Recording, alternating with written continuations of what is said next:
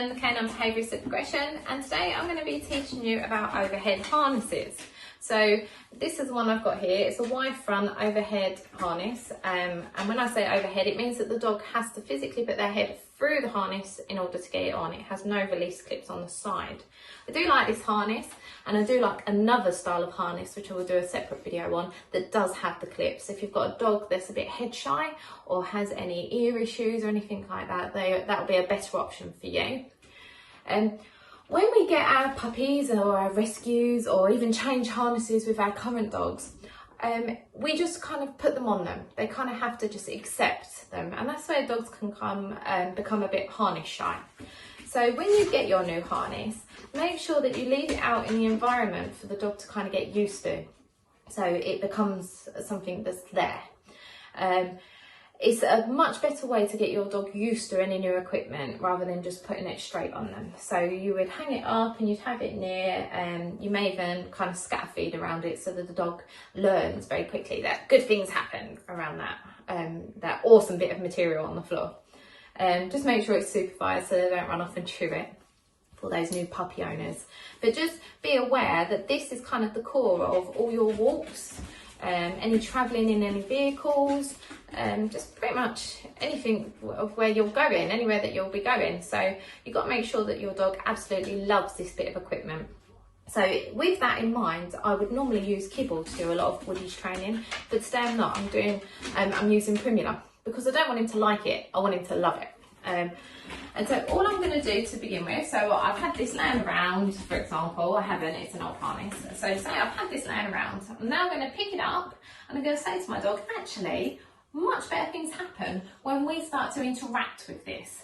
So all I'm going to do to begin with is I'm going to put my arm through and I'm going to squeeze a little bit of cheese to the end. I'm not going to release it yet, so the cheese is still inside the tube. And I'm going to just ask my dog to follow. As soon as his head's in a little bit or even near, so remember you can go back a step if your dog is quite shy. So it could be that this thing is just up in the air and you release the cheese. As soon as you bring your hands out, you stop releasing that cheese. You stop kind of giving your dog the food. So that all the good stuff happens when this is present. If all the good stuff happened when it wasn't as well, your dog would probably prefer that. We all like to work for free, right? And so what I want him to do is pop his head in, yeah, and good stuff happens. And that's all that is. So he pops his head in and the cheese gets released. Brilliant. It's a bit like a lever system. You do this, I do that. Ready? Yeah, good boy. Once you're getting success with that, and I mean 100% your dog's not shying away or anything, because if they are, you go back a step and you put your arm right through. It could be that you just move it and release the cheese. Yeah, good dog, well done. You can now start pairing it maybe with a word. So I'm going to pair mine with in, yeah, and I'm going to release the cheese. I can now see Woody's eyes kind of coming through the harness as well. So I'm going to go in, yeah, that's a good boy, nice whack. Once again, when he takes his head out, the reward stops. So ready, in, yeah, good dog. Now for the next part of the exercise, I've actually taken off his collar.